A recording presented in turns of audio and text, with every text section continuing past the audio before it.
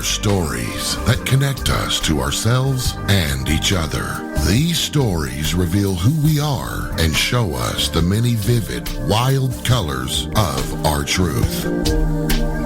Welcome to Soul Wanderings, where we raise spiritual awareness and foster connections through these shared stories and personal experiences.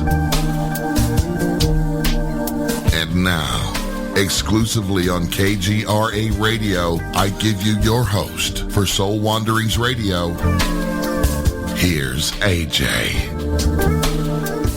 Hello, happy day, friend. It is time for some soul wandering, the opportunity to hear journey stories, experiences from all kinds of people, all walks of life, who show up to share authentic pieces of themselves with all of us. And I am AJ Rasmussen, your host. Hello. Thank you for being here with us this evening. Soul Wanderings is a warm and cozy get-together where we meet fantastical humans that show up to share their gifts, their journey stories with us. We get to talk about life, spirituality, the metaphysical, paranormal, all the things. We get so much inspiration and motivation and just have a lovely time together.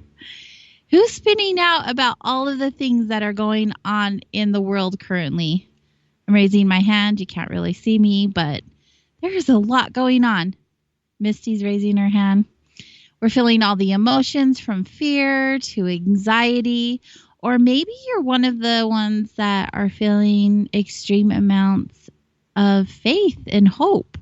I also have been feeling those things. I see grand things on the horizon, but I also look at them from a much different perspective than most. But are you guys having a personal experience that you would like to have some clarity on? Are you seeking some validation on a decision you've made? Are you just wondering more about yourself on a deeper level? Well, tonight is the night, my friends. It's already been a month, and we welcome back to the show our monthly guest, Misty Rose Merck. Misty receives information spiritually and intuitively, and this information is received as thoughts, feelings, emotions, pictures, images, and sometimes angels. And when Misty is here with us, we have the opportunity to open up the phone lines and invite you in to connect with us for an intuitive reading by Misty. And my hopes for you this evening are that you take a break from everything that is going on around you in this moment. Take some deep breaths. Have a comfy spot in your home or wherever you're at. Sit with us. Spend some time with us. Take the pause, if you will. When messages from Spirit are shared with one individual, most times, if not every time, the message is relatable to what you are experiencing yourself. So pay attention. The messages are waiting for you. Hello, Misty. Welcome back to the show. Yay! It's been too long. Does it feel that way? Yeah, I'm like, it really hasn't when the 2 been that hours long. is over, it feels too short. It's just, I love what I do. It shows, and I've said that every time, and you always express how much you enjoy doing what you do, and it really shows. It's fun to witness. It's fun to be a part of, and I appreciate you and the time you offer to us to share. Thank you. So the spin out. You were raising your hand and agreeing with me completely, right? There's a lot of energy in all different directions going on in the world right now. Yeah. I just recently been having conversations with my husband and just, when the dust settles, how are things going to look? What's the landscape going to look like? Because so many different things are happening right now. Very strange, and I'm not a conspiracy theorist, but at the same time, there's so many really crazy, weird things. And some things, it's so arbitrary that it doesn't seem to have a rhyme or a reason other than somebody said so. Mm-hmm. And there is a lot of fear, and you're seeing people's responses to that fear. It can be going deeper into their faith. It can be moving more to how do I create solutions to be helpful. And then there's some people who are in their fear that are being harmful. And it's just hard to see. It's hard to see pain. It's hard to see people hurting themselves and each other. You cannot create harm, as in be the initiator of harm, without also harming yourself. That's a double-edged sword. There's no two ways around that. And so to see somebody be harmful is they're hurting two people. They're hurting the person that they're directing that harm towards, and they're hurting themselves. And that's the thing. We know this from our experiences, but also the things that we learn in our journey. A lot of other people understand this concept as well. I wonder where the disconnect happens with humans who are out there causing this pain and this harm and doing the things that they're doing, and where the disconnect happened where that is not in their awareness whatsoever. One of the things that a lot of things that I'll share on this show are my personal philosophy based off of the many things that I've consumed, being books, conversations, teachers, classes, you name it. And kind of where I'm at is at any moment I'm engaging with someone's level of consciousness and they're engaging with mine. And those things constantly change depending on the variables of what's going on in experiences. And the fact of the matter is the more harmful or hurtful someone's behavior is, you're looking at a deeper level of unconsciousness. Right. Yeah. And the thing that motivates that is what triggered it. What trigger was pushed in them that flips the switch to drive them into that depth of unconscious awareness. And usually it's pain, fear, and doubt. Usually, almost always, right? Almost always. That is what triggers all of us to make those decisions, those type of decisions. Yeah. Generally, it's fear. Generally, it's pain. Yeah. No doubt about that. I mean, we can even speak that for ourselves in the choices that we made that haven't been so wonderful, that they were based out of a negative emotion such as that. But there's also when we feel like we don't have a choice. When people feel like they don't have a choice, they feel like a caged animal. It triggers that fight or flight response. And when they don't feel like they have a choice, they feel like a caged animal, and they'll tend to fight, resist, avoid. When people feel like they have a choice, they have a sense of freedom, and in that space of freedom, they'll generally choose what's best for them. And, it's really easy when you're the onlooker or the observer to be able to pick out somebody's non-working behaviors, to see their triggers, and to see the outcome of those things. But the reality is especially the more I do this work, the more I do this, the more I realize you do not know that other person. Not the way you think you do, not the thoughts you're thinking about why they're doing what they're doing. There's so many more complexities of their personal experiences that we're ignorant of that drives those things. I've recently been having conversations even with very, very close family members about things that I might have had a vague awareness of. And for whatever reason, with the things that have been going on, they felt motivated to open up to me and go in depth into some things. And it's hard. It's hard to know that somebody you care about has been through those things. And then you realize when you become privy to, and even then I know it's not the full depth of the experiences, but when you become privy to that information, a lot of their behavior starts to make sense. A lot of the choices that they've made that you're like, that is just not the right way to go, make sense. It's not justifying, it's not making it okay. It just makes sense. You can understand. And so it's kind of like you can't see the forest for the trees kind of thing. Mm-hmm. We lack in a certain level of perspective. And so it's not to excuse people and some of the things that and choices that are being done. Mm-hmm. It's simply to say we don't always understand the reasons that drive that.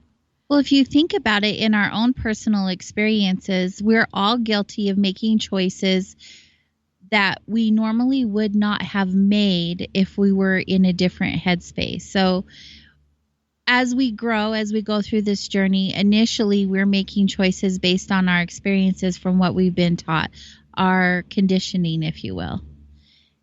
And then as the pressures of life or experiences that happen, whatever that looks like, we always will, I don't know how many times, it just depends on the person, but we'll always make these choices that aren't ideal. It's just bound to happen based on a trigger response. I know many times I used to have a temper, believe it or not. I know a lot of people don't believe this about me now, but I can get heated still, but it takes a lot. It takes a whole lot to get me there. And I mean, it'd have to be days or weeks of piling of everything else and then something little to really make it explode, which really wasn't a big deal to begin with. Your tipping factors Right. increased. Right. And so I think that I feel like a lot of people are at that point right now where their teapot is boiling and the lid's about to burst because we are so over sensitive to everything that's going on right now because of the heightened sense of experiences that are happening to us all. And as a collective where we are feeling all of these things, not just alone, but together, it is incredibly intense.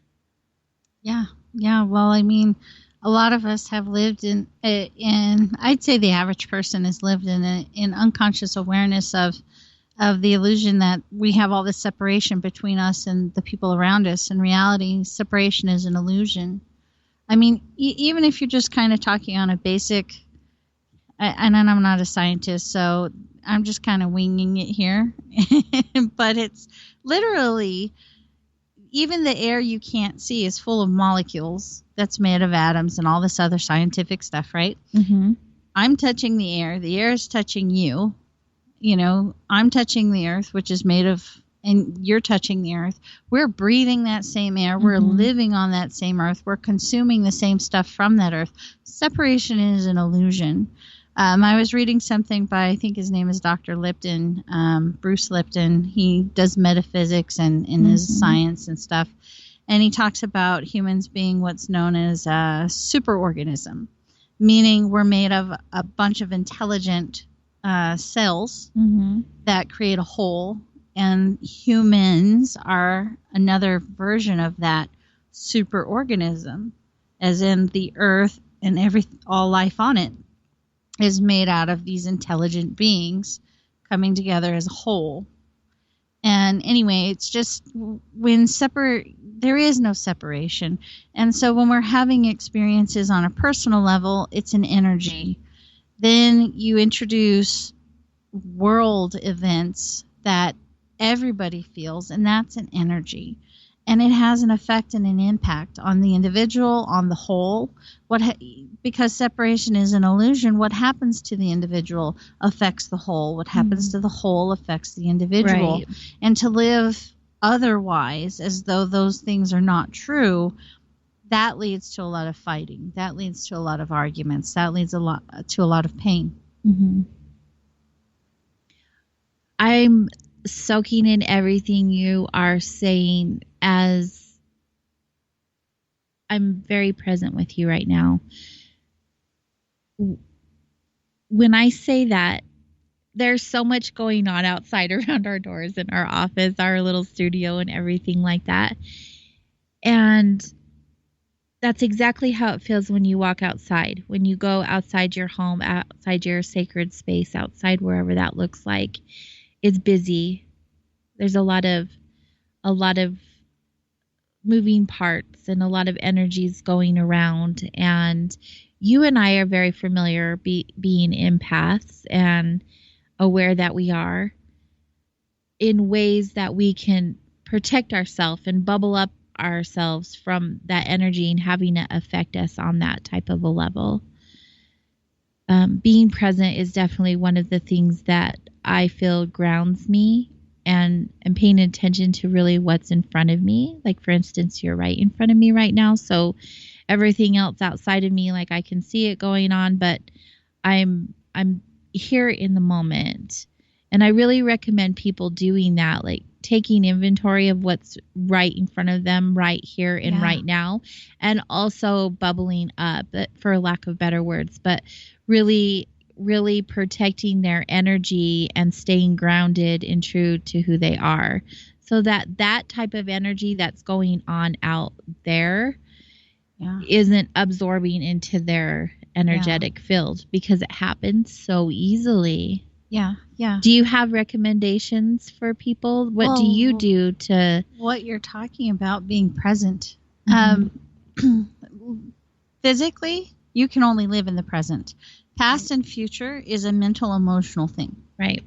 So, when we overfocus on the past or we overfocus on the future, we are disconnecting from the present. And part of what an overfocus of the past can cause is depression. Imagine the past is a fixed point in time. So overfixating on the past is like being in a speeding boat and suddenly dropping anchor. You get depression, you get lethargy, apathy, lack of desire, lack of appetite, a slowing down. And then the future is infinite possibilities. It hasn't happened yet. And so you're literally trying to outrace, so like a chicken with a head cut off, getting anxiety, hyperventilating, anxious, sweating, because it's like running a race. What being present does, and one of the best tools to help with being present is breathing, because when you're not present, your system goes into fight or flight, and you have slowed down breathing. You start to do the chest breathing, so your breath is up in your throat and upper part of your chest. It's not getting into your diaphragm. In Hebrew, breath and spirit is the same word. You can go days without food and water. You can only go minutes without air. So breathing is a key component to presence. And whatever your religious philosophy, spiritual perceptions are, to connect with those things and be in presence is to be present. It's to breathe. And those are techniques that I use. I pay attention to how am I breathing. It's not trying to be on 24/7, as in, what am I doing right this second? What's happening this way? Because that's just creating a whole nother level of anxiety and stress and worry. We have all kinds of tools in our environments, like our home, our workspace, to be able to check our environment, like thermostats, gauges, things that tell us how full or empty something is. Our system has all of those stats as well. It gives us all of those signals and feedback so we can understand how we're running. So it's seeing how you're breathing. Am I breathing shallow? Am I breathing deep? Am I taking in deep breaths? Do I feel constricted in my breathing? All of that is information that lets you know where you are. And then that information, to me, knowledge is power, because the more you know, the more choices you have. The more choices you have, the freer you become. And freedom is power. And so all of that is just information telling you, it's constantly giving you information to then make informed decisions about how am I going to proceed forward. Paying attention to every single thought. We have thousands of thoughts in a second. A good way to gauge where you are, and as a technique that I use and I teach, is check in ever so often. You can even set a timer to help you with this, on your phone or whatever, to check in and see how you're feeling. It's like looking at the thermostat in your room to check on the temperature. When you pay attention to your feelings, would you categorize them as positive or negative? I shy away from labeling and judging, putting things in good, bad, and right or wrong, just because judgment paralyzes. But you have to have some form of definition to move forward with. So would you characterize how you're feeling as positive or negative? As in, I like how I feel, I don't like how I feel. I want to feel more of it, I don't want to feel more of this. And once you've categorized that, then what words was I just saying? What thoughts was I just thinking? What choices were I in the middle of making? Like, what was I doing? Because what you're now seeing, if you liked how you feel and you ask those questions and see what the answers are, you now have a recipe of what works. Mm-hmm. You have a recipe for what is going to help you create more of what you do want. If the answer was, I don't like how I feel, asking those questions, the answers that you get, now you see what's not working for you. Now you understand where to begin on creating the change to get to what you do want. Mm-hmm. Now here's a key component to creating any change. We will choose the bad we know over the good we don't know because we don't know it and the unknown scares us and the known gives a false sense of safety and control. As in, the devil I know is the devil I can live with because I know I can live through it. Does that make sense? Mm-hmm.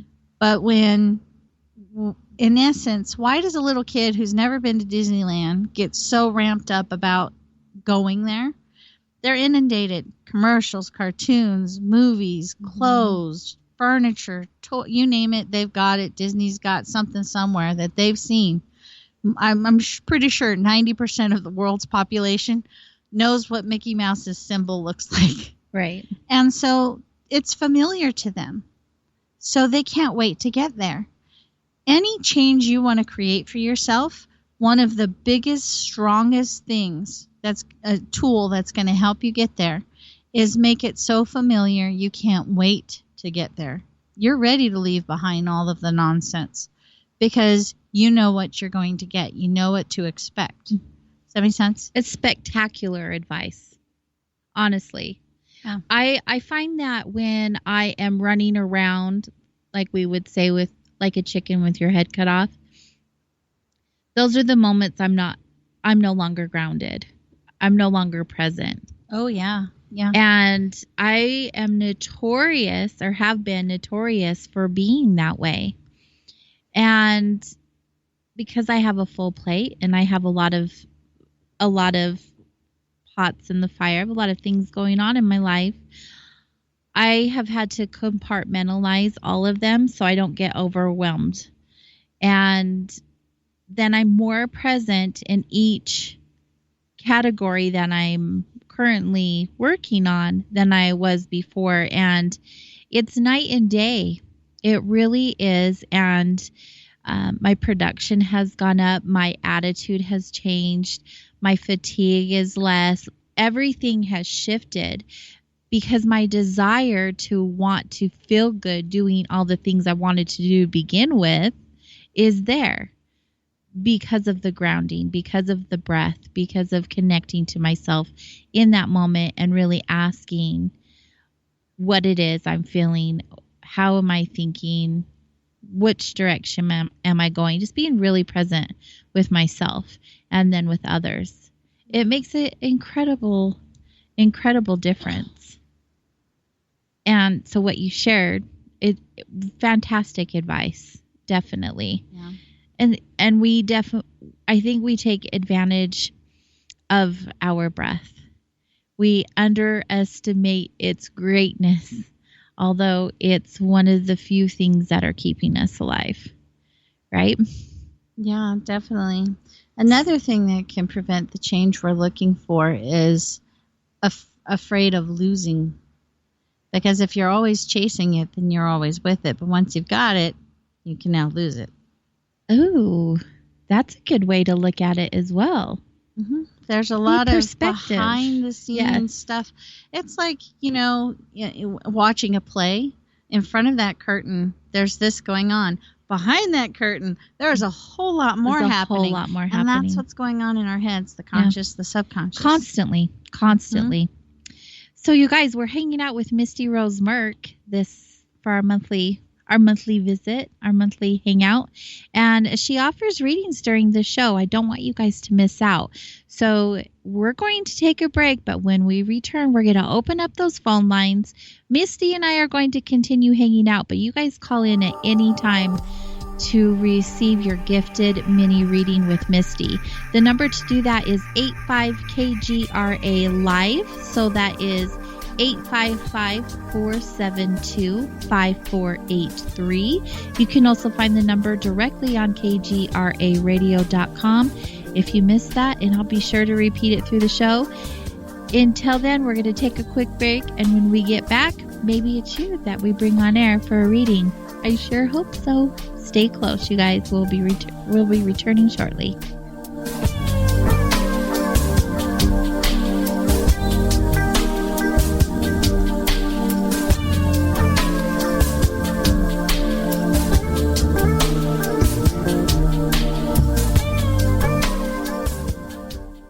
I'm getting older and noticing that my body just doesn't work as well as it used to. So I like to keep fit as possible by hitting the gym a few times a week. Recently, I started having a nagging bicep pain, and it got so bad I couldn't even lift the weights. When I was complaining about it to a friend, he told me about Angioprim. He said chelation helps remove toxins, heavy metals, and cholesterol in veins and arteries that may cause blockages. You know, after just 1 week of taking Angioprim, the pain was gone, and now I'm back in the gym full strength. Scientific research proves the active ingredient in Angioprim has superior oral chelation action that helps promote cardiovascular health. So to learn more, go to angioprim.com. That's ANGIOPRIM.com, or talk to a trained consultant. Call Angioprim toll free at 945-882-7221. You'll feel better with more energy. That's 945-882-7221. Or go to the website angioprim.com.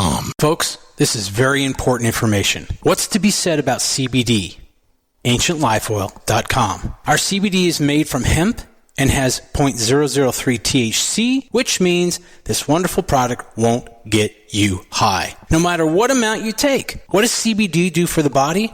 My hands are tied. But you can Google CBD benefits and be astounded. When you're finished reading, you'll want to log on to AncientLifeOil.com. That's AncientLifeOil.com and purchase. Life is good when you feel good. People are tired of pain. People are asking for non-GMO organic products to help them with, you fill in the blank. Legal in 49 states, and again, our CBD is made from hemp. Ancient Life Oil is about helping people one by one by one. If you wonder how good the product is, the CEO takes it every day without miss. AncientLifeOil.com. That's AncientLifeOil.com. Have a great day. The Liberator Rocket Heater will heat your home for free. The highly efficient Liberator Rocket Heater has no moving parts. It's safe and strong, constructed of quarter-inch steel. So like all things made in the USA, it's built to last. Uses any kind of wood, sticks, even scrap in its gravity-fed firebox. And it heats workshops, homes, garages, outbuildings, industrial areas, and barns. Watch the video of this blast furnace stove in action. Visit RocketHeater.com. That's RocketHeater.com.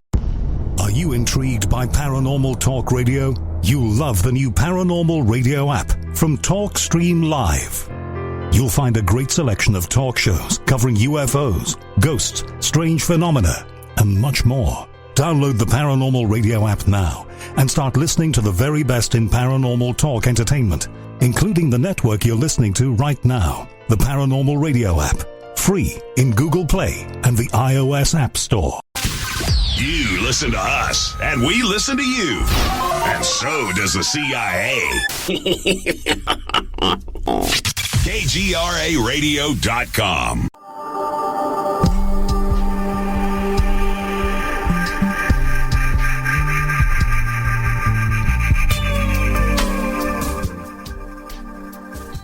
Welcome back to Soul Wanderings on KGRARadio.com. This is AJ Rasmussen, your host, and we are hanging out with this beautiful goddess, Misty Rose Merck.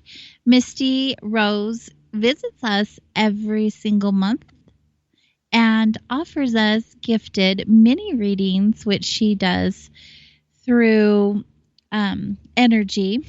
She shares with us. I'm having a challenging time, Misty. What are you doing over there? I feel like she's sending me Reiki or something, honestly.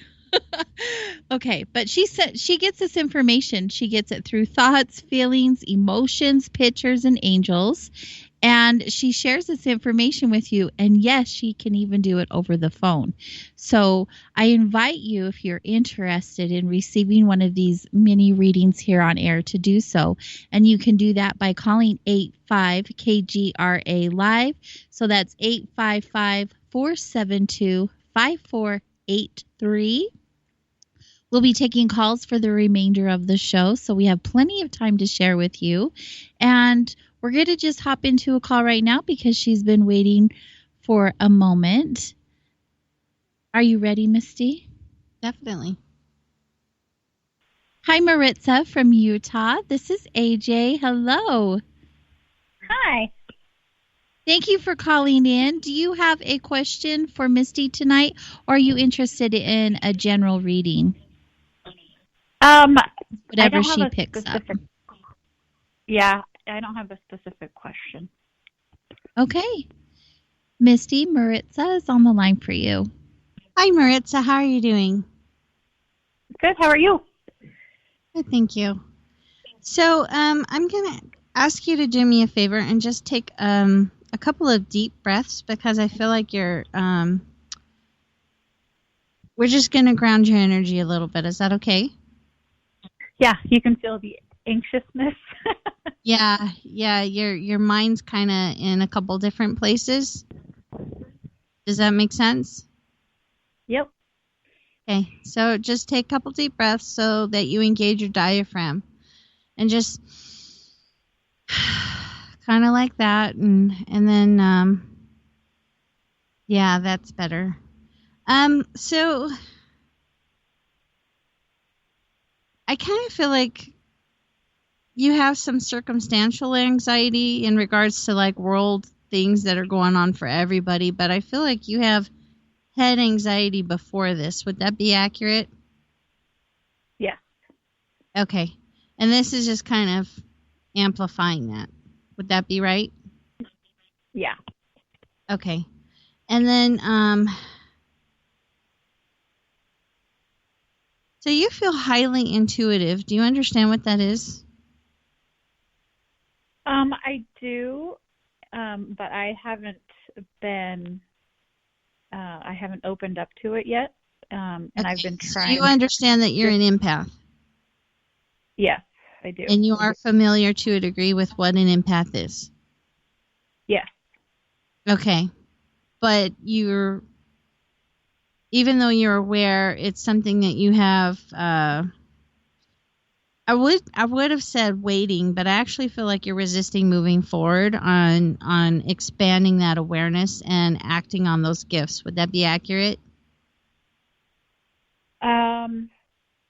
So I'm not intentionally resisting. I just am not sure how to move forward past the resistance. Do you feel the resistance in yourself to move forward? No. Okay. And it could just be the word that I'm using, but it feels like resistance to me. And so that's something I'll just ask you to be mindful of and be present with. When I do this work, I'm interpreting. So if I share something that doesn't seem to fit, don't make it. Just receive it feels right and true. It feels like for a couple years you've been aware of being an empath. Would that be accurate? Probably. Okay. But it's like, I don't know how to describe this.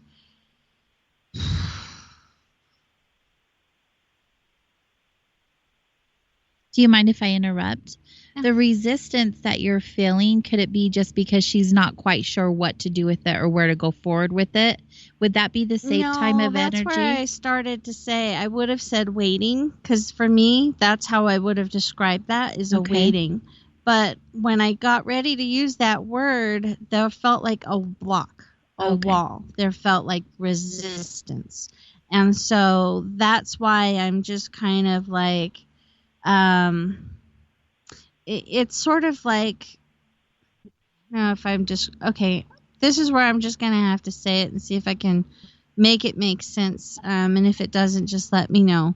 But it feels like there's been some interest in becoming aware. And then with that interest, something comes along to bring some information, but then we don't act on that opportunity. Does that make sense?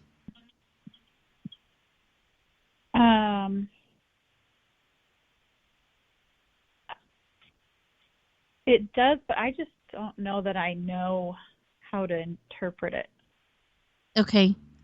Sometimes it's really good if after the show is aired live, because we're in the live show, that you go back and listen to the reading on a download, because you'll receive the information differently also.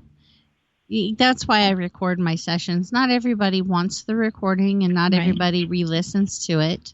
But it's there because when you experience something the first time, you have an experience, you have perceptions, you have ahas. But then as that other time you go back and experience it again, there's different insights and ahas and perceptions. And I feel like you're more open to possibly. This can be really uncomfortable to be on air also. It can be.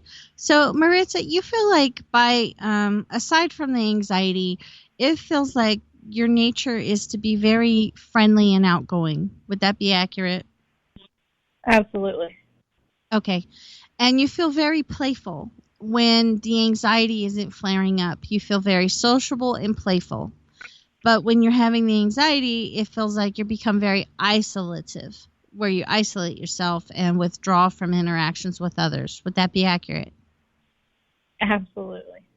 Okay, so it's kind of like this wild pendulum swing with you, where you're like very socially engaged, very by yourself, and it just kind of goes back and forth with these extremes. Does this make sense? Yep. Okay, and what we're looking to help support you is to create a balance. So I'm going to say I would invite you to learn more about being empathic, because your social nature, you want to be around people. And so sometimes what ends up happening is you, I don't know, if stay at the party longer than you feel to, and then you end up being more tired and more drained as far as being around people, instead of engaging in that it's time for me to withdraw and have a little bit of me time.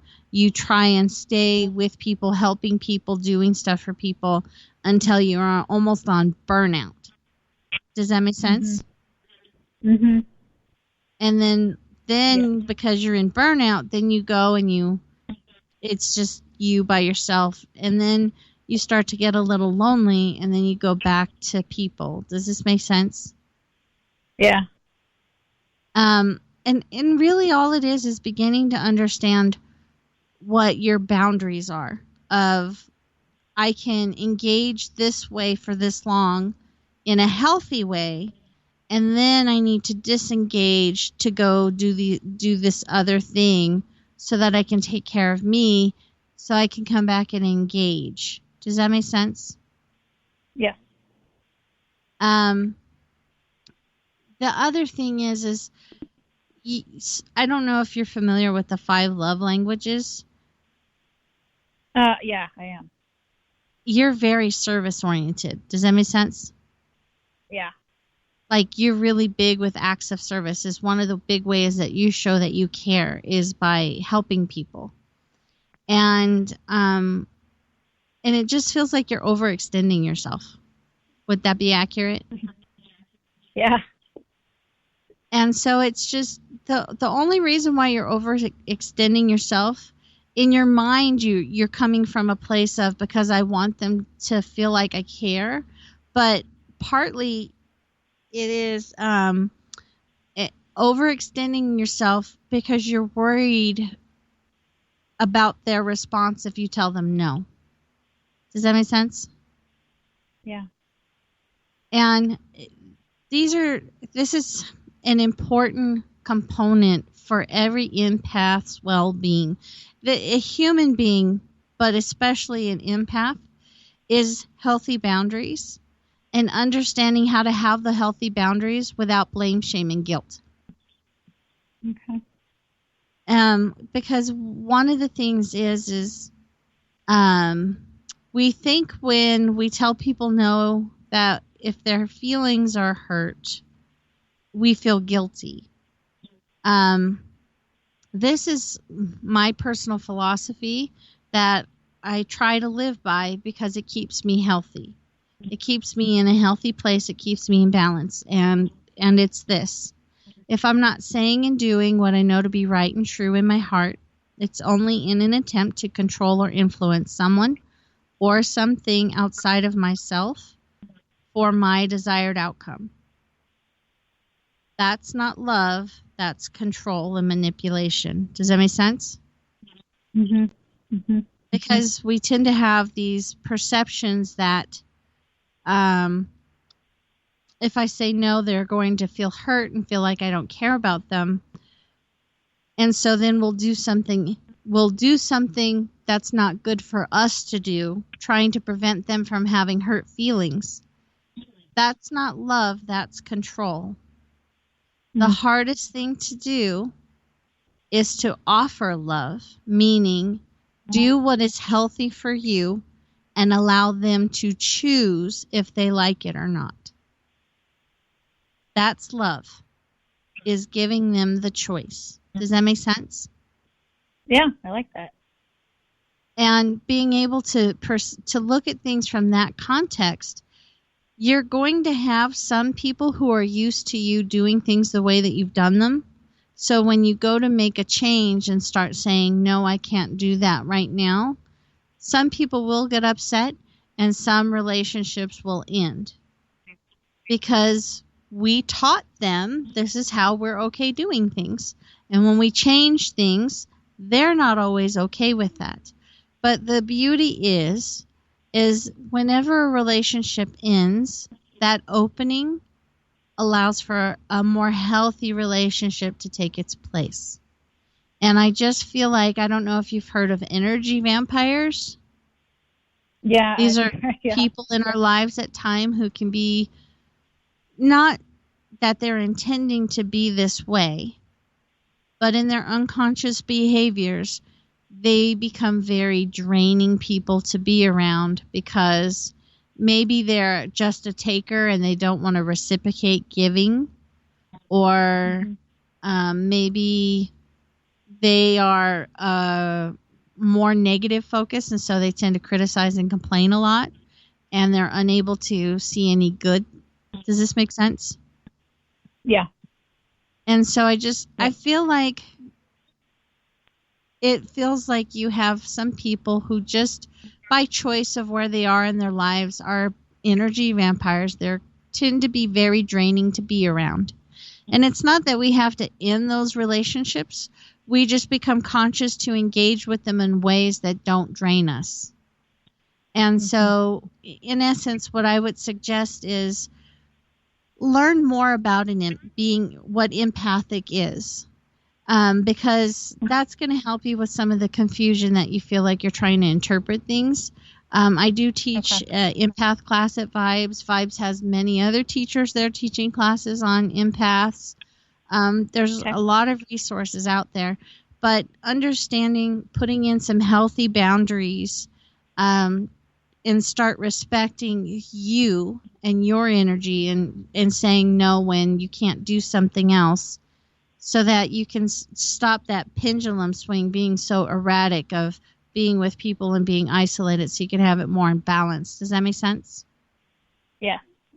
It's also going to help a lot with her anxiety. Yes, exactly. That's all about helping your anxiety, because it's part something of the we've all anxiety had to is learn. When you're out of balance that way, your system, with empaths, when our internal energy is off, for the body, balance equals life. And external energy starts to feel crushing. So our body will create an internal energy to match that external energy to create equilibrium. And that's that pressure inside of anxiety, of anxiousness as an empath. And so when you take care of your internal world, that your body doesn't have to keep you alive by creating that internal energy to match the external pressure. That removes that anxiety from you as an empath. That gives you breathing room. That gives you choices and opportunities. And then also improves the relationships that you're engaging with.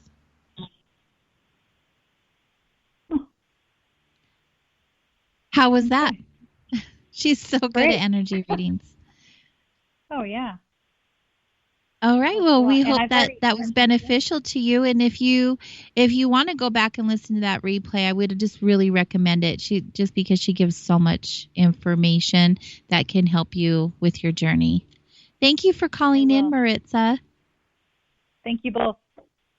Hey, good night. All right. So I feel like when you're an empath, which a lot of us are, some people will take like the path of I'm an empath and I feel everything, and so my life sucks because it's just too much. We know those people. Or they blame their choices on being an empath when they're not the best choices.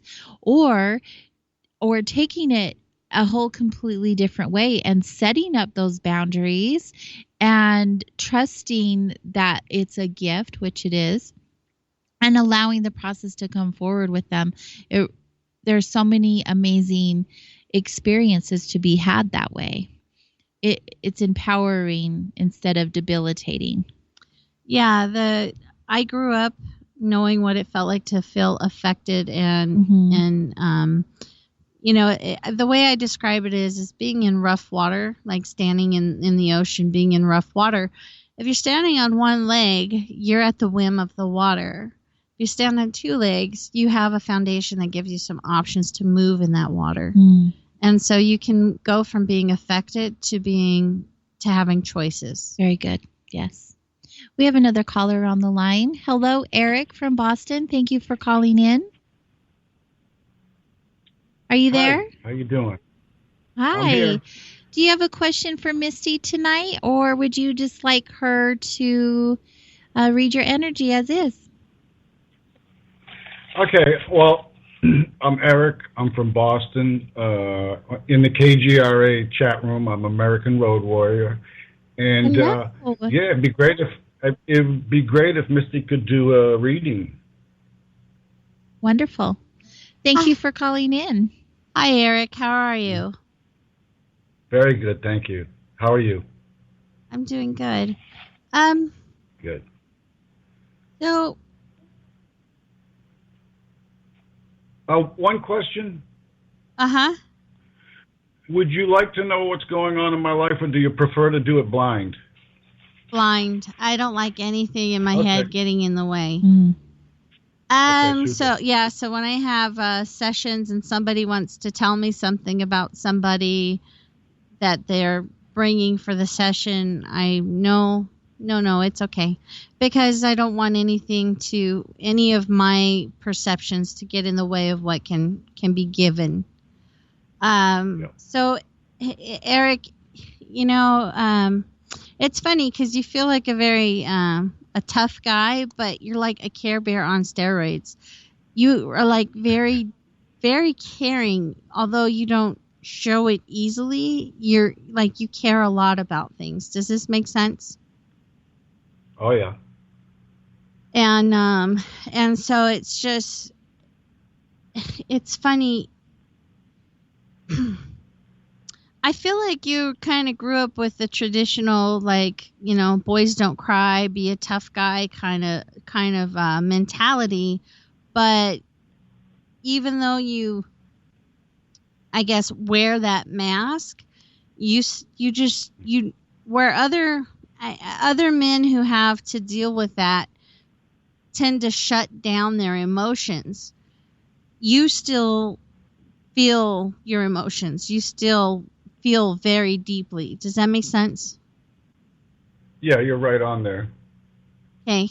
And it feels like there's been some emotional challenges for you lately. Would that be accurate?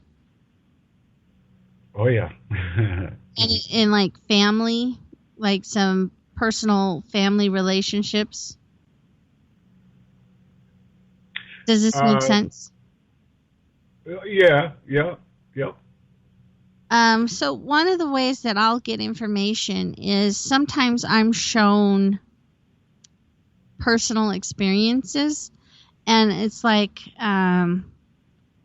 getting a flash of a scene from my personal experience, because what that brings up is a context or a reference of emotion and interaction, and it, and in essence, what I feel is there's been conflict in a family relationship where you feel like somebody isn't being honest with you.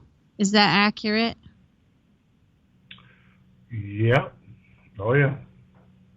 And so it's and it's kind of been one of those gray areas where to some degree on the surface it doesn't look like dishonesty is happening, but your gut is telling you that there is. Does that make sense?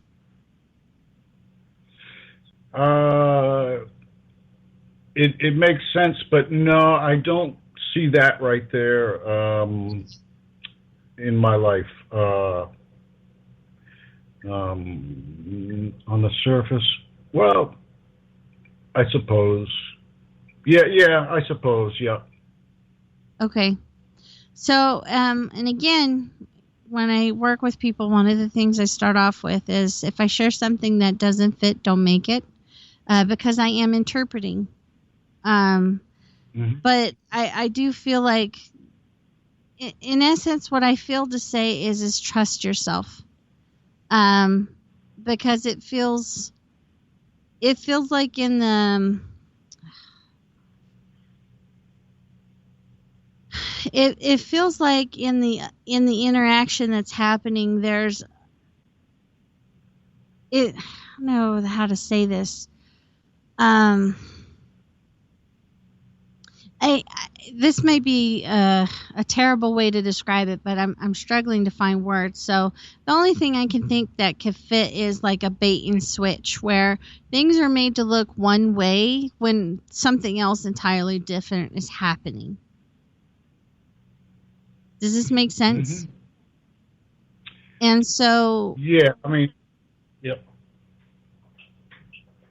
It's I feel like, and what that kind of situation, the dynamic is setting up is to cause you to doubt the reality of what's actually happening. Does that make sense?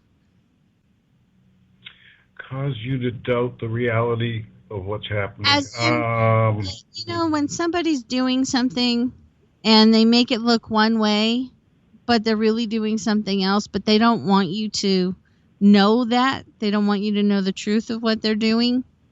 And so they do things to cause you to doubt how you perceived it. Does that make sense? I think so. I think that may apply a little bit.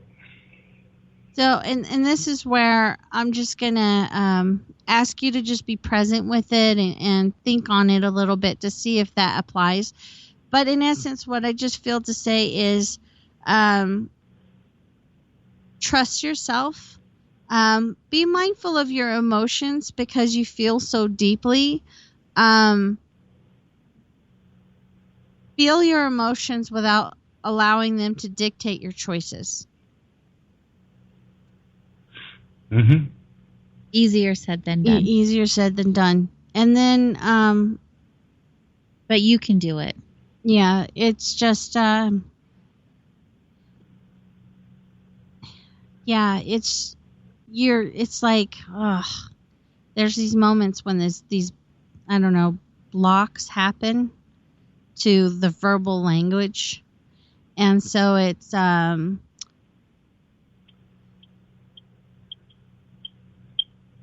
so yeah, I'm gonna say, as you're moving forward through this experience, be present, be mindful with your feelings, but then just be present about what you feel guided to do, because I feel like some of the responses to the situation are going to take a little mindful preparation. Otherwise, it can turn into a big drama. Does that make sense? Sure. So just give me a little feedback. Is this helpful? Uh, And it's okay if you feel like something's off. Because, I mean, just think in the English language, how many words we can use to say something's beautiful. My word that I would use and the word you wouldn't necessarily be the same. And so sometimes it doesn't feel like a fit. And so if you just let me know when something feels off, that's just a sign to me to go back and reevaluate what I'm getting to see if I can understand it in a different way that you can connect with. Does that make sense? Sure. Well, I have to say, I kind of have to go back over it and listen to it again. But a lot of things, like when you talk about a certain situation, it's hard to know which one, because there's quite a few. There's at least two major situations going on. Okay.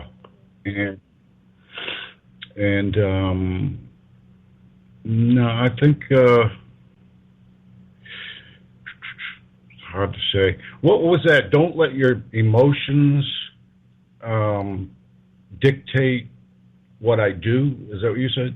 Yes, don't let your emotions dictate, because some of the ways for you to move forward in a way that's going to be beneficial to you is going to take mindful preparation, as in thinking things through. And sometimes when we feel big emotions, because it feels like big emotions are involved in this, it can hinder our ability to think things through so that we're not just emotionally reacting to the experience. Does that make sense? Yeah. One thing that was interesting is early on you mentioned that I grew up with that mask that men are supposed to have and not show crying. No, that's not me. Okay. And even lately, I'm 56 years old, and even as little as 2 weeks ago, I was crying. I was crying most of a day, and a bunch of people I was with, I isolated myself a little. I didn't want the guys to see me crying, but they all knew I was going through something deep, so that's kind of, that was an issue with me. Because some other guys there in the group, at least one of them mentioned that, he grew up, you do not cry. He was a guy, and his family instilled in him that as a guy, you do not cry. And that was interesting to me. That particular gentleman, I don't think stuck around long enough to see me go through what I did one day. It was wild. It was an emotional roller coaster. Mood swings up and down. I was crying about great things, and I was also crying about very sad things. And then if I got angry, I wouldn't be crying. In anger, you don't necessarily cry. But that's a little of what I've been going through in the last few weeks anyway. Okay. So, but a little bit there for a moment, you said you started crying and then you went into a different room because you didn't want the guys to see you cry. Was that accurate? Yes, and I put my sunglasses on inside. I really didn't want people to see that. But at the same time, I know that there's nothing wrong with it. In my world, in my opinion, there's absolutely nothing wrong with that. Yeah, and that's what I meant when I said that you're deeply emotional and you're still connected with your feelings, but there's still a little bit of that not crying in front of others. And you just said that. Does that make sense? Yeah, true. Okay. Yeah, you're right. Okay. So, but in essence, that's what I was saying when I first started speaking with you, is that you're very emotional. You're very emotionally connected. You're feeling your emotions. There's still a little bit of that,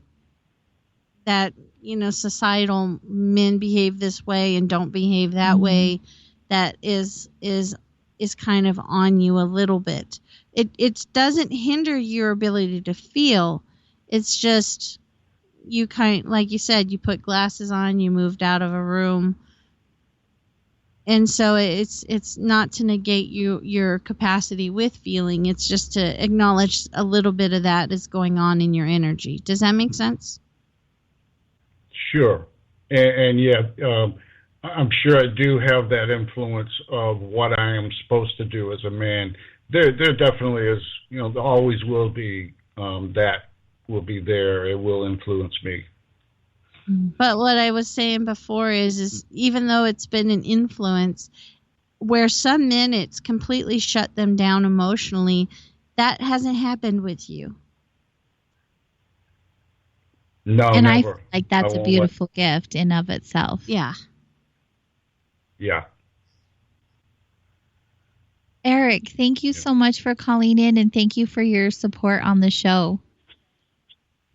Thank you, AJ and Misty. I really enjoyed this. Thank you very much. Wonderful. Have a good night, dear. Thank you. Okay. Take a deep breath. We're past our break time, so we're going to do that ourselves. We're going to take a deep breath. You'll get your drinks, get cozy. We'd love to have you come back.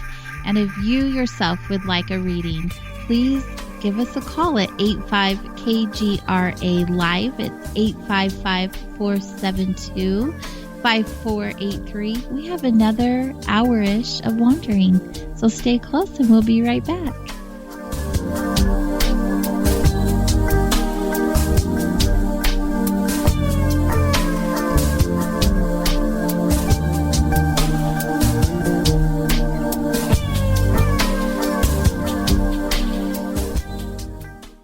Hi, folks.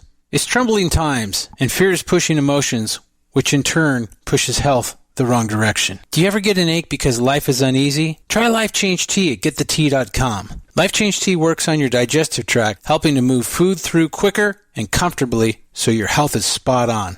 Life Change Tea may not help with world issues, but it will help with your digestive issues. A glass a day helps keep the intruders away. So, change your life today. Log on to getthetea.com. That's getthetea.com. If your health game is off, get on by ordering Life Change Tea. Getthetea.com. And while you're on our site, look around at the great non-GMO organic supplements. And if you're a sales shopper, go to our specials page and see what's for you. I've been drinking the tea for 12 years, and I'm sure glad for its health benefits. Again, that's getthetea.com. Getthetea.com. The tea that makes you go. Please listen. Now is not the time to fear. When your immune system is strong, shields up. You have very little worries. If your immune system is compromised, you're susceptible to all viruses. I say shields up and no fear. Try Heart Love from getthetea.com. Heart Love has a special ingredient called allicin. It comes from the healing part of the garlic plant. No garlic breath. No garlic leaking out your pores, just pure immune-building ingredients that gets your shields up. Heart Love is a unique blend of herbs that loves to build you up. Google garlic and know the benefits. One Heart Love pill is equal to 20 cloves of garlic. 20 cloves! Shields up. You've heard of our Life Change Cleansing Tea at getthetea.com. Now try Heart Love. And by the way, take your blood pressure and watch weekly what happens. So here's how to purchase. Log on to getthetea.com. That's getthetea.com and build your shields. That's getthetea.com. Mention Ray in the coupon code and hit apply and receive free shipping. In 2019, the KGRA is closing down its archive vault to be reopened in another format in the near future. This year, you can get all the 2019 KGRA programming on demand on YouTube, Spreaker, iTunes, Spotify, iHeart, and Google Play. More ways for you to stay connected to your contact for alternative talk radio on the planet, KGRAradio.com. You listen to us, and we listen to you. And so does the CIA. KGRAradio.com.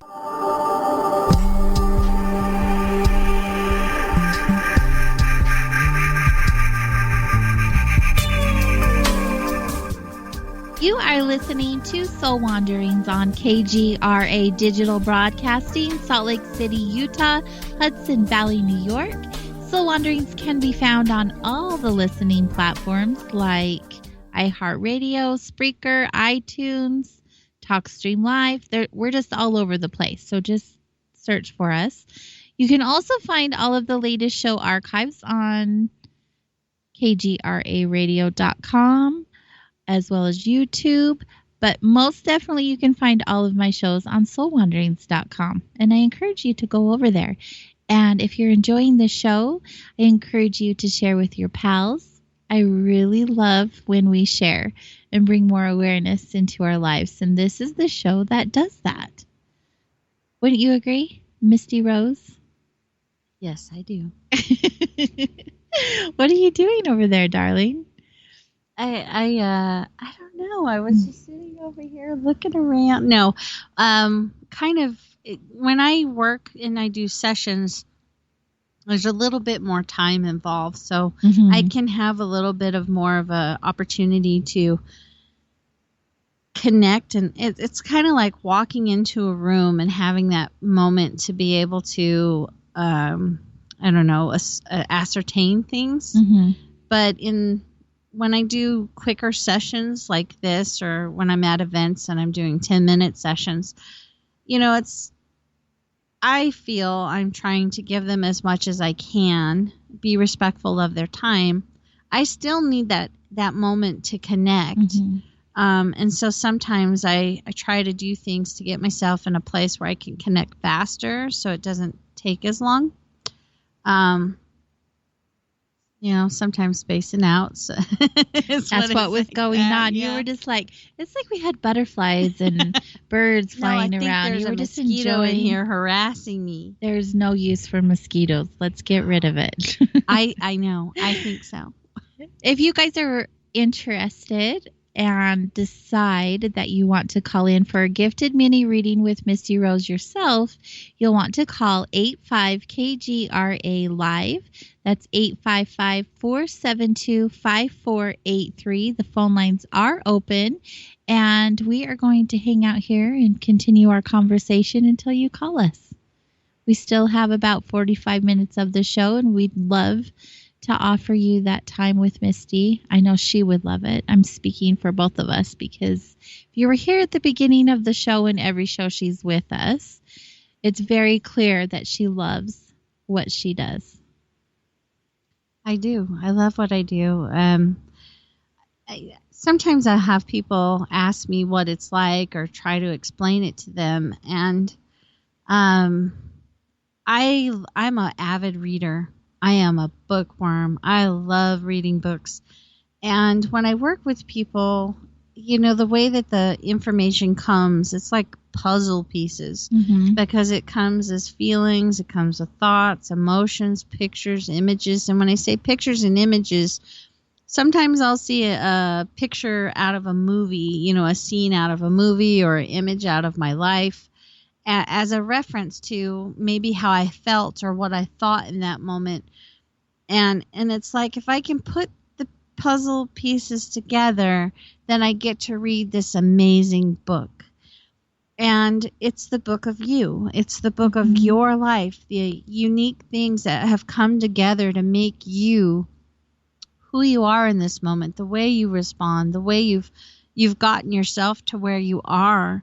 Something that I've really been working on with myself, and I work with clients, is, we'll often look back at something we've done that we wish we hadn't done or had done better. And we look in judgment. We look with hindsight. We use hindsight as judgment, and we beat ourselves up with it.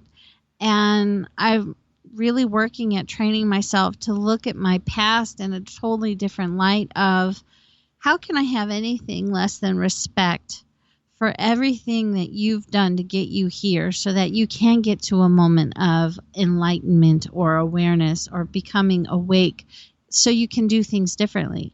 Mm-hmm. If I'm constantly in judgment of what you did to get here, let's face it, if we are going to go hang out with somebody and all they're going to do is criticize you the whole time you're together, what incentive is there to go back? I wouldn't really. even stay the entire time. I would be like, peace. You know what? I just realized I have an appointment and I've got to get to that appointment. I wouldn't even be that way. But in a time in the past, yes, because I didn't want to hurt people's feelings. But now that I understand that has nothing to do with me and setting those boundaries, I simply just say my time is up. I'm moving on to the next thing. Well, it was we're fun. sitting and talking about boundaries, and we usually think of that in context of other people. But what about the boundaries we have with ourselves? Mm-hmm. Yeah. And so it's like I can think of a lot of things from my past that I wished I had done differently or hadn't done at all. Mm. And instead of beating the heck out of myself, I've set a boundary of, you were doing the best you knew how. You didn't understand. You had a lack of awareness. Not to give myself excuses, but to give myself a starting position of, yeah, you did that, and there's potential for growth. But if you're constantly judging yourself for it, what incentive do you have to grow? So if I can remove that judgment of self and look at myself from the perspective of, what can you learn from that? Yep, I wish I had done that differently. Mm-hmm. What can you learn so that you can grow past it instead of being stuck in it? And so it's just, there's an innumerable amount of things, tools we can use to be healthy human beings, to be healthy empaths. Boundaries is a huge component of that. But a lot of people, again, they think of boundaries that are all about other people, when boundaries are also about self. What are my boundaries that I'm not going to cross for myself? And one of those things is my body is the house of my soul. Only love is spoken here. Because, science has proven it with plants and animals and people that when given positivity, they thrive. When given negativity, they tend to fail to thrive. And if I'm feeding my soul negativity,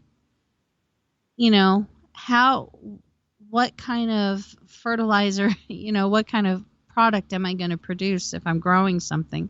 You're right. And so, it's about self-love, and it's about changing the self-dialogue and self-conversation, because not to get into a religious aspect, but just as a tool of interacting with people, the golden rule, love thy neighbor as thyself. A lot of people start going, well, how am I treating my neighbor? But they're forgetting the last part of that says, as thyself. What you're doing inside is going to go outside. There's no two ways about it. So if I want, there's a let there be peace on earth, let it begin with me. And so it's what I do in here matters. And when I think if we can start understanding that concept and living it, things can change in the world in a big way. What I do inside of myself matters, because that changes how I engage with the world around me.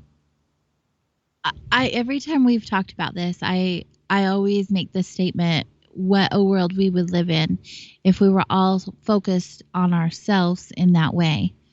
The ripple effect it would have on the universe, the way we would treat the earth, the way we would treat each other would be completely different than what is our experience now with each other. Yeah, there's that phrase, wherever you go, there you are. Yes. And so whatever garbage you're carrying around, you're carrying around. But we're so conditioned to carry it around, and so conditioned not to love ourselves that way, and not to feel good about who we are, and to take care of others before we take care of ourselves. And it has been to our own detriment. And I love I don't know if you want to call the whole spiritual new age thing a trend right now. I've been told that's what it is. I really don't pay attention to that kind of stuff.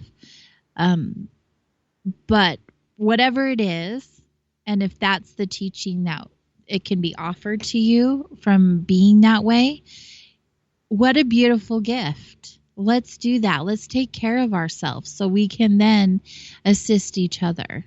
Yeah, I mean, I believe that's the programming that it's meant to be anyway. We're walking each other home. And how can we do that if we're not present with ourselves and acknowledging what ourselves need? Yeah. Human nature tends to do this mindset of all or nothing. Right. And it isn't all self-focus or all other focus. It's a balance. It's that pendulum swing about taking care of ourselves, helping take care of others, and reciprocating that back and forth. Yes. Receiving help from others as well as the giving of it to others is highly important as well. Yes. Because we tend to want to give and not receive, because that puts us in a place of control. Well, it also, we're conditioned to believe that's a weakness. Well, because receiving is considered vulnerability. Right. But it is, because you're receiving somebody else's energy and it's going to affect you, and it could feel hurtful. So there's vulnerability in receiving. Absolutely. Giving, you're in a position of power and control because you're dictating that. So open up. Open up and love yourself and receive here's a beautiful from others. Analogy. Okay. The same water that feeds the Sea of Galilee also flows into the Dead Sea. But the Sea of Galilee is teeming with life. The Sea of Galilee receives water and gives water. So water flows into it and from it. The Dead Sea only receives and is dead. I love your little giggle after that. Yeah. And it's dead. Misty, we have another caller on the line. Hello, John from Missouri. Are you there? I think we got disconnected. Call right back, John. The phone lines are still open. I love it when that happens. But here we are. He'll call back. I'm sure of it. The whole receiving thing was a challenging thing for me. When I've been in some situations where I needed the help, but I was too stubborn to ask for the help because I'm so independent and I can do it myself, but at my own detriment, of course. And allowing myself to receive, having that shift and actually partaking in that exercise completely changed me as a person. It opened me up. It cracked my heart open, if you will. It's an experience so different than anything else that I've received. And I feel like if I could offer any type of advice to anyone, would be at least once, let your guard down. Allow yourself to be vulnerable in receiving, because it is a beautiful gift, not only to receive, but even as the person giving, it's a beautiful gift you can give them. We were meant to help each other. We were meant to assist each other in that way. Yeah. And so many of us get so caught up in, I can do this myself, I don't need any help, and fight being vulnerable, and we miss out on so many beautiful opportunities. I have John back on the line. John, are you there? I am. Thanks for taking my call. Sorry about the disconnection. I'm not sure what happened, but we're happy to have you here. Thank you for calling the show. Well, thanks for this show. I haven't tuned into this monthly broadcast, but maybe I'll tune in for a reading sometime, but right now I just had a couple questions. Is that okay? Absolutely. Are your questions for Misty? Yes. Great. Okay, John. Oh, thanks, Misty. There's some people who are raised in religious traditions where it's kind of frowned upon to do readings or tarot cards, or you just kind of dabble in that sort of thing. Do you ever have discussions with people about that, where they're kind of on the line about whether or not to do that? And my other question was, I think I heard it said that sometimes you believe you get your insights through external forces, and one of them, I think, was angels. And if you do get some of your information from external forces, is there a particular one? So going on your first question, I grew up in many religions, as in my mother's family grew up in the tradition of Catholic. And then in my youth growing up, I have experienced things like Baptist and Pentecostal and basically Christian faiths. We'll just say it that way. And so growing up with the experiences that I had as an empath, it did feel scary. It felt scary because things were communicated those were not good things. Is the only way I could describe it. And so for me, trying to make sense of my experiences, things felt pretty crazy, I guess is a way to describe that. And so I had to come to terms with my experiences and make sense of things for me. So one is even though I have participated in religion, I've decided to make my focus. It's not that I shy away from a religion. It's just I make my focus about spirituality. And what I mean by that is my focus is about what can I do to increase my perceptions and my awareness and my connectedness with Source. For me, that's God. And how do I make sure that I am living in alignment with what I feel and believe that is for me? Does that make sense? Yeah, I was listening to you talk. Was there a certain instance or something that happened that made you come to grips with your traditional upbringing and those kind of Christian churches while still being able to accept the gifts that you think you have? Was it just a course of study over time, or was there a particular event that brought you to that? Well, one is first I ignored my gifts, and being that my gifts are as loud as they are, I had to do a lot to ignore them. And so one thing that can happen with people who are empathic is they can become addicted to things that help us to numb out or disconnect from being present. And for me, I watched a lot of television, and television by its nature can help us disconnect. When we do it excessively, we can really zone out of life, so to speak. But one of the big turning points for me is I became sick with an undiagnosed illness, as in all of my lab work and my tests were normal, but I had real physical symptoms and issues that were untreatable because there was no diagnoses. And so I started researching natural healing, and when I researched natural healing, I started learning about this thing called energy work. Now, in trying to make sense of my experiences with my religious background, I started learning some things from other people who were walking the same road.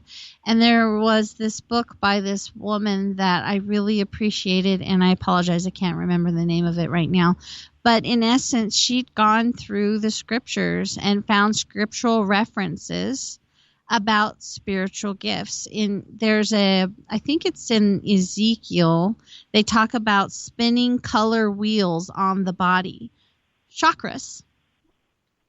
And anyway, that was one of the things that helped me to make peace with my personal experiences and my gifts and my religious upbringing. And now I have no wish to be, I don't know, frustrated or angry with my upbringing. All I can have is joy and respect, because all of it was guiding me towards a personal relationship with God, with my source of creation. And so that's kind of how I ended up where I started embracing my gifts and started growing them. I've worked on my personal relationship with what I feel God is, and in prayer and meditation, seeking guidance, asking God to teach me how to use what has been given to me for the highest good of all involved. So when I do sessions and I work with people, whenever I do readings, my intention is, how can I put my perceptual self, my feelings, thoughts, and emotions on a shelf, put them aside, so that I'm not judging whatever it is I perceive, because that's an easy human thing to do. And how can I allow Source to use me as an effective tool to uplift and support the being standing in front of me to live the best life, be their best self possible. And I really feel intention drives everything. I know there's that intention paves the road to hell, but good intentions, excuse me. And it's true. We've made some mistakes as human beings with good intentions, but intention is a driving force about how we move our energy and engage with things. And so my intention is, am I doing all I can to be in alignment with what I feel is God, and then communicate what I get in as clear and an untainted way as possible, meaning removing my perspectives and judgments about it. So, because I want that person to know they're loved. I want that person to not only know they're loved, but to have an experience in such a way that when they're no longer engaging with me, they have that love to lean on, so that they can start moving in the direction of the life that they want for themselves. Does that make sense? It does, and thanks for I sharing hope that answered that question. I feel like I rambled there. It does. I think it's fascinating to me how life-threatening illnesses or incidents can be transformative for people in their lives. And I heard you talk in your answer about external revelatory forces. I think you referred to it as maybe God, or maybe God with a small g. But do you see the information that you receive about people or events coming from within as part of your own innate gifts, or do they come from an external force?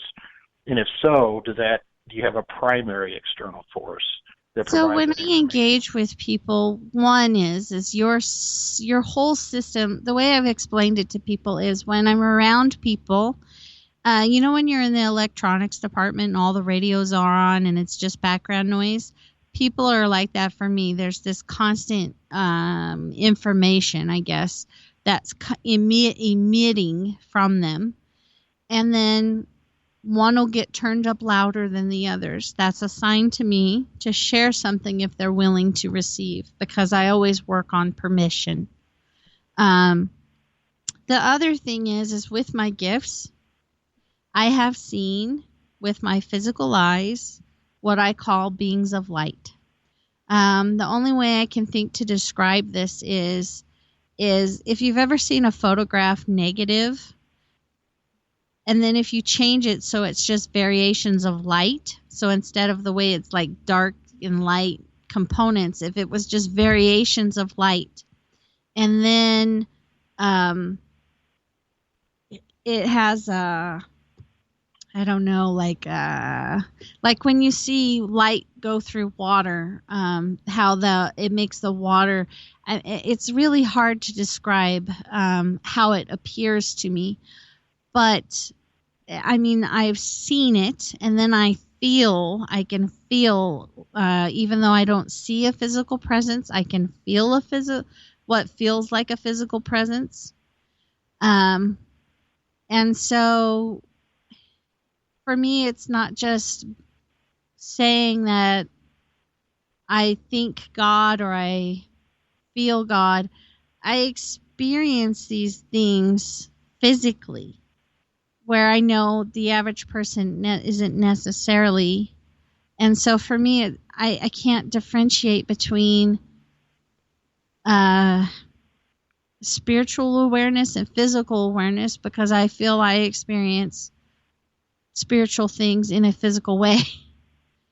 Does that make sense? No, I appreciate that answer, because I think language fails to, adequately describe the mystical experience. It does, because when I work with some of the things that I feel from people, I'll get tongue-tied because words fail to describe something that I can feel. I've really enjoyed this is my first time tuning into this monthly show. I love AJ's show whenever I'm fortunate enough to catch it. So thank you so much for answering my questions. And I'll try to be a more regular listener and tune into this monthly session. Thank you for calling in, John. John. We appreciate your support. Thank you. I hope that was understandable answers. Well, just as you've said in the past, people will understand it to their level of perception, right? To the level of their understanding. And it's your experience, not anyone else's. But with this show, that's what's interesting. Any guests that we have, they share their experiences. I may not agree with what they have experienced or what they have to share, or the listeners may not, whatever that looks like. But the fact is that you're open and authentic in sharing, and that's the beautiful exchange that we get here on the show. Yeah, that's definitely something I've had to come make peace with. Is, we humans, we get into this mindset of being right. Because there's a big fear about being wrong. And I heard this young man, young teenager, he said something, it was so profound when I heard it that I remember it to this day. I remember the experience and everything. And he said, we fight to be right because we're afraid if we're wrong, what it means for us and the people we love. And a teenager shared that with you. Yeah. Bam. Well, you know what? I feel like I could make a book about what I learned from Disney, because I've watched so many kids' cartoons, and I'm telling you, it's like, do they not know what they're doing? Are they doing that on purpose, conveying these deep, thought-provoking messages, or what? Well, they're doing a lot. So. I know. And I have no comment on the rest. That's a different topic, different show. But yes, I feel like that's a lot in our media in general. So when I share with people, be aware of what you're consuming. Yes. Literally be aware of what you are consuming, because it will condition you and it will change your thoughts and your opinions. Yes. Or whatever that looks like. I mean, that's what media is intended to do. Yes, but and also I think what we pick up from it also depends on our outlook and perspectives. Yeah, because you can have two people. This is something that I teach is,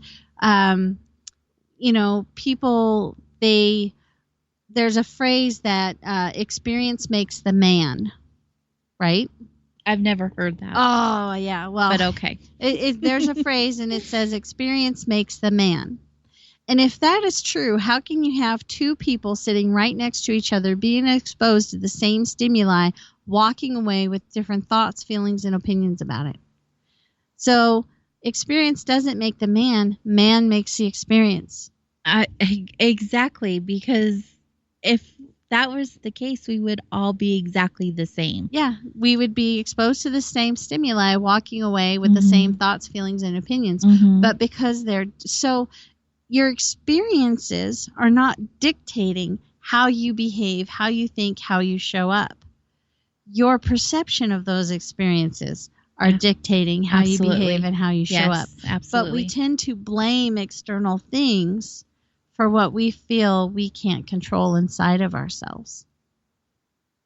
So, and we don't know until we know. yes. So creating that shift in our experience when it does happen, it's an eye opener.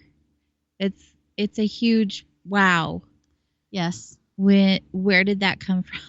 Yeah, just recently, this week even, I had an experience where I read something, a simple sentence that I know I've read 1,000 times, and all of a sudden I had a totally different feeling and opinion about it.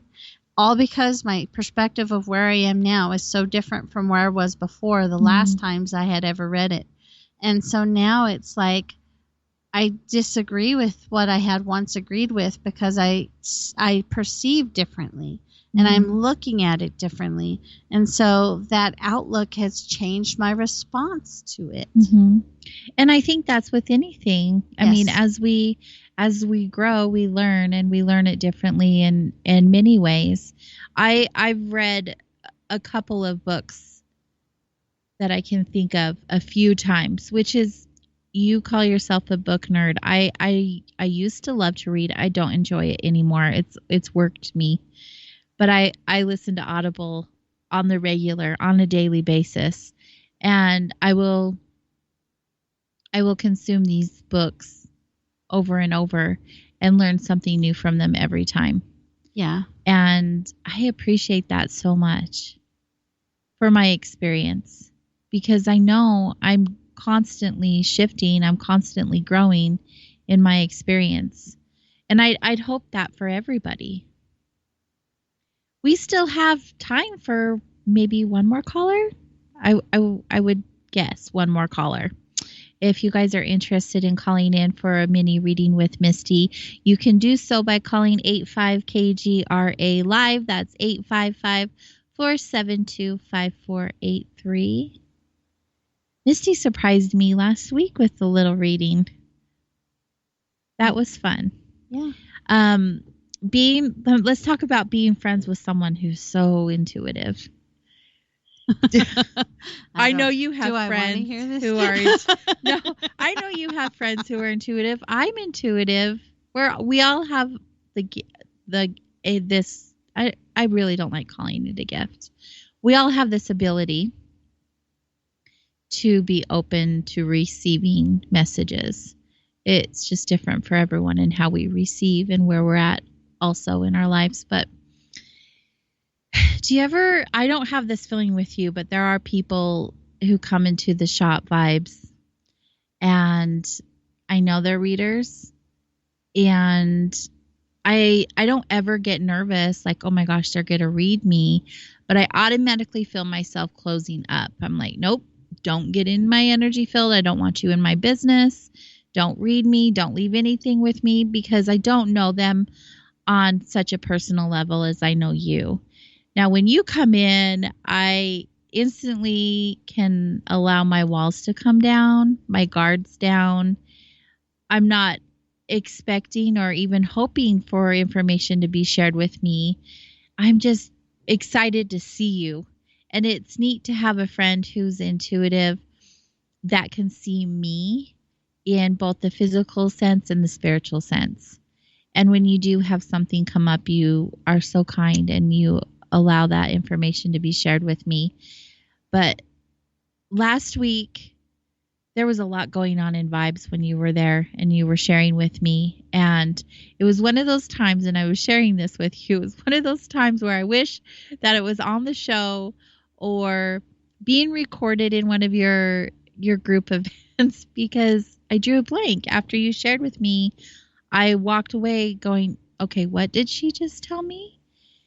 And I don't know why I'm sharing this with you. Oh, allowing yourself to be open.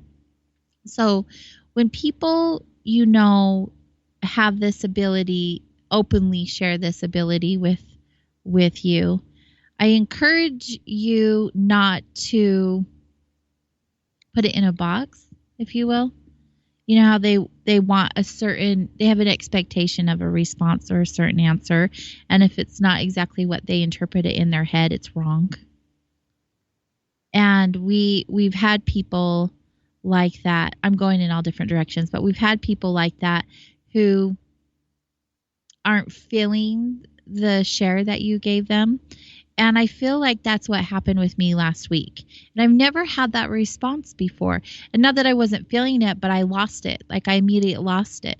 Where before when you shared with me, I remembered it. I wrote it down. I went back and referenced it as my time down my path went, and it was relevant to what I was experiencing. So I honestly don't know where I'm going with this, but when people call in, or even myself included, when I had that experience with you, it sometimes can be maybe I wasn't ready to hear it, is what I feel. Normally the messages you share with me are really light and fluffy and make me feel all really good. And I don't remember the specifics, like I said, but I remember it was something that was challenging for me at the time, but I couldn't pinpoint what that was. Like you were trying to express to me that it was something, and I couldn't make it fit. And so I didn't. I surrendered and was like, okay, well, it will come back into my awareness when it's meant to be here for me. Obviously, I wasn't prepared to hear it. Do you feel like that happens a lot with humans in general? Like we want it to look and be a certain way when we call in, and we want a certain response from you. This was a really long share to get to this question, but backstory, because it happened to me, and I don't know if I'm subconsciously fighting what you were sharing, or if there was just a lot going on and I wasn't allowing myself to be in the present moment with you, or what that was or is. Does that make sense? No, I do. I understand. It's so, when you read people, there's a lot going on. There's a lot of dynamics to everything. Mm-hmm. To a degree, yeah, we're in the perception that we're in, and as I was saying to you earlier, sometimes I've read people and there's something they just don't click with. And then they've come back to me later and go, I was thinking about it and all of a sudden it just came together for them. Or I'll read someone and they're not seeing it. And luckily they are with someone else and the other person is like, oh yeah, I so get that about you. And sometimes, we have our blind spots. Mm-hmm. I mean, let's face it. How much of our bodies can we not see without a mirror? We have blind spots. I have to think about that one. I'm pretty flexible. Even the most I've been watching those contortionists. Even the most flexible person, there is a certain part of the back they can't see with their eyes. Thank goodness. Otherwise, I feel like I was watching an exorcism. So funny. But it's I have learned some painful lessons about engaging with people, and for me, the way you're talking about guarding yourself when somebody comes in with a certain energy and you don't want them. I'm going to say I've never had that experience with you, because from the very first moment I met you, you were just like so open with me. And I knew even in that moment that wasn't the norm. Not at all. And that you had gifted me that.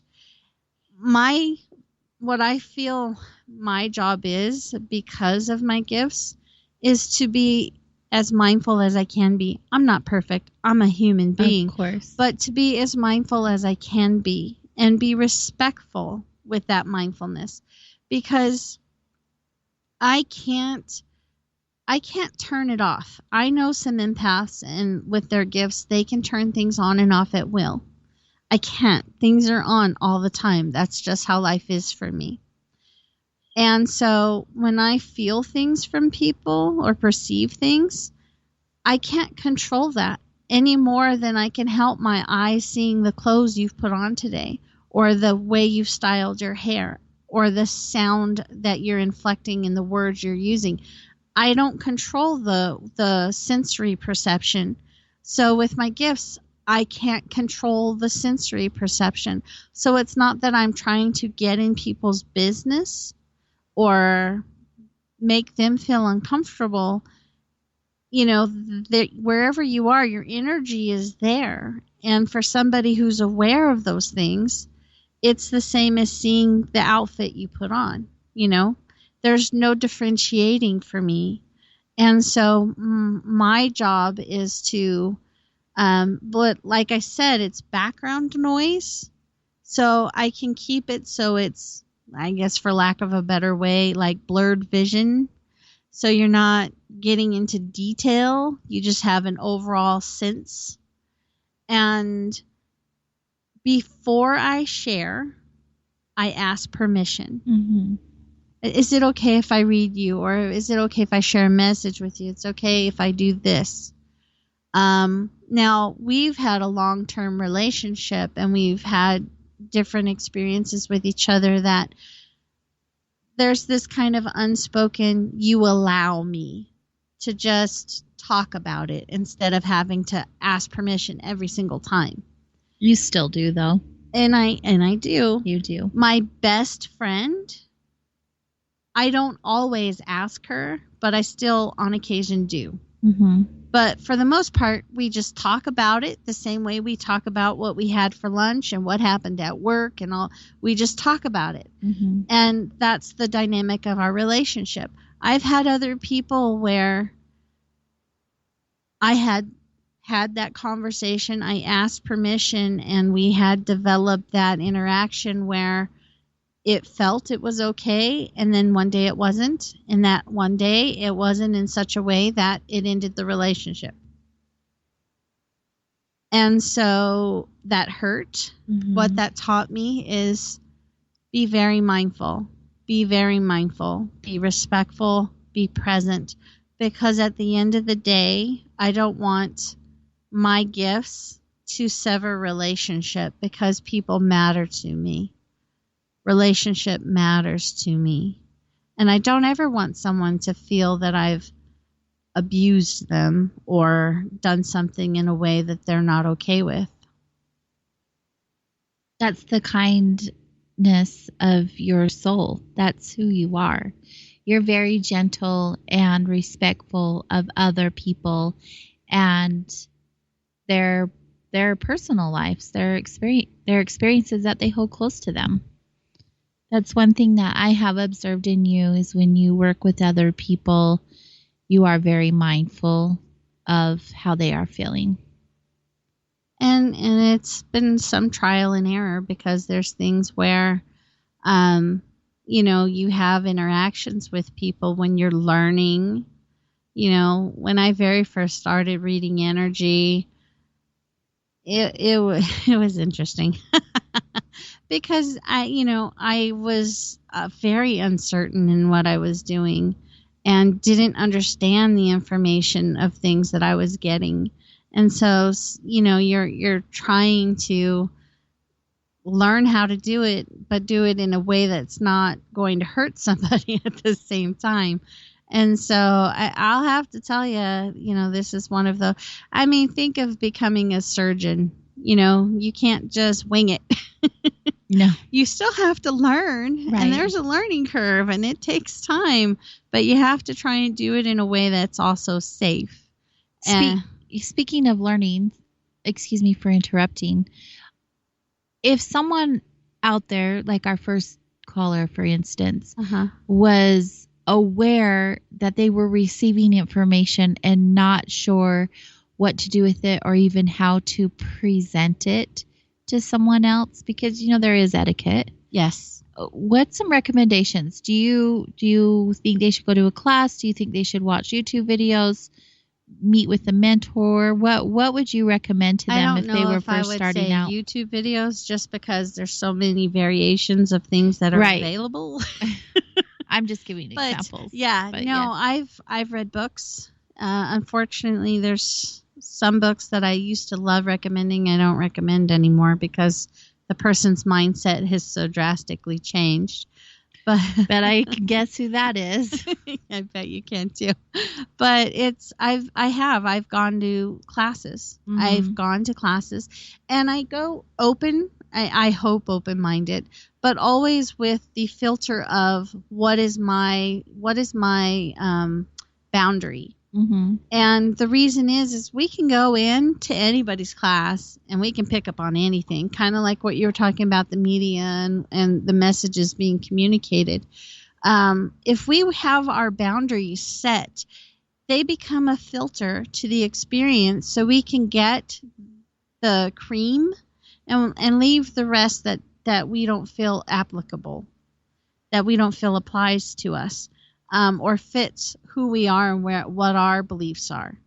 And that goes to like learning about energy work when I came from a Christian background. You know, there's a lot of what's considered woo-woo out there that's way off in left field, that's very unrelatable to somebody who has a Christian background. Mm-hmm. And so it's just going in, and instead of judging it, I went in with a lot of health issues, and I was desperate for help and answers. So I went in very just open. Mm-hmm. And because of those filters, when I found something that didn't fit, I didn't get upset. I didn't get judgy. I just let it pass right by. So that's just not for me. And and then what that led me to do was find those things that were a better fit and those things that weren't. And when I found the things that were a better fit, I was able to be more open and receive even more. And it taught me things. You know, it helped me move from, man, I have a crazy life, to, oh my goodness, you mean this stuff is real and it clicks this way and there's something you can do with it and about it. And so education, it is key. And I'm also a firm believer of the law of attraction in this concept of when you start having questions and you start being open to receiving answers, things start showing up. A book will just catch your attention. I literally was standing next to some women at a convention who were having a conversation, and this woman who I didn't even know, I wasn't standing facing her. I was, next to her, but not in an engaging way. And she grabbed my arm and said, "You need to hear this," and brought me into this conversation. And I was educated. I appreciated the conversation that was happening. I mean, it happens in weird ways like that. It was completely unplanned. I couldn't have planned for it. Mm-hmm. And it was about, I felt to go to that event. And so I did. I acted on those things. Have all of my impressions panned out in happy-go-lucky, fruitful ways? No. Some of them have led me to some painful experiences. In fact, that painful experience where the relationship ended, I had felt to move to go do other things so that relationship would have not had as much interaction. But I resisted that. And then the situation unfolded. It's all about trusting yourself and what you feel is. And that's trial and error too. Yeah. And you're not going to be perfect at it. You will always make some mistakes. But it's about looking at, I mean, for lack of a better way of saying it, percentages. What's the success rate compared to what you would consider the failure rate? Mm-hmm. And in those failures, where's the learning and the growth? Right. And so getting where I am was desperation, commitment to something different, which was change, and then being open and willing to take a leap of faith. It was literally learning to trust myself and saying, okay, let's experiment here, give this a try, see what unfolds, and then make a decision. Right. And that's how I've gotten to the place where I am now. It's when you don't know, you're being affected. That's just how it is. And if you can get yourself some knowledge and some information and education, Now you've got choices. Perfect. But it's up to you to get that information. Yeah, so absolutely. You can have those choices. It's time to do the work. So do the work. Yeah. How can people, our listeners, get in contact with you if they were interested? My website is mistyroseshealing.com. My Gmail is mistyroses@healing@gmail.com. And they can reach me even just from my website. There's all my contact information, events that I have, things that I'm doing, sessions that I offer. Awesome. Thank you for being here with us. It's always fun. And it's never long enough. No, never. If you guys are interested, Misty will be back here on the show again on August 19th as a reoccurring guest for readings. If you want to share with your friends and have them call in or whatever that looks like, just know she'll be spending time with us. And if you're local to the Ogden area and would like to attend a group intuitive reading with Misty, she'll be sharing space with us at Vibes Mind Body Spirit this Saturday, July 25th at 1:30 p.m. There's a $10 discount if you call to pre-register before the day of, so take advantage of that. For more information on this event and any others held at Vibes, be sure to visit vibesnow.com. That's VIBEZ now.com. There's lots of good stuff on there, and soon we'll be having classes online. We'll be sharing them with all of you, so if you're not in the local area, take note. For more information on the show, make sure you visit soulwanderings.com, and of course visit and participate in my show and all of the other many wonderful shows on kgraradio.com. Share with your friends, with your family. It's a beautiful thing when we open our minds to all different possibilities. And before we go, I have to say happy 21st to Eric, one of my producers tonight. It's your birthday. I'm so thankful for you. And I hope your day is as amazing as you. And that's all, everyone. Thank you for being here with us tonight. Have a beautiful evening. Bye.